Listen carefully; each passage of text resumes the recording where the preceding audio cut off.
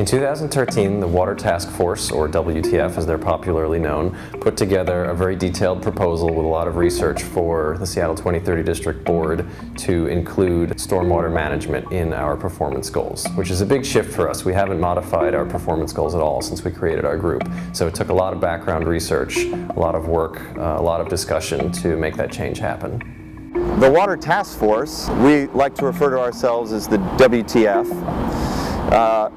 is really a conglomerate of architects, engineers, Seattle Public Utilities staff, 2030 district staff, a really great mix of people that all have sort of come together for this common purpose to tackle the water goals set up for the district.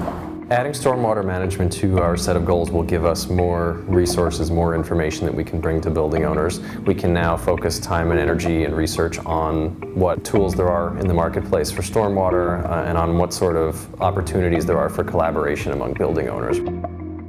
From the city's perspective, and I think from the community's perspective, we're doing very well at managing our freshwater resources. Stormwater is really the ugly stepchild. There's basically two strategies how to deal with it, in a meaningful way.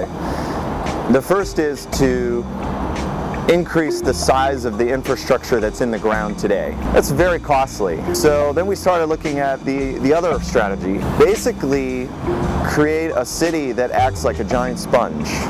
Try to reduce our impervious surfaces, build more public spaces with lawns and plant more trees, use what's called green stormwater infrastructure.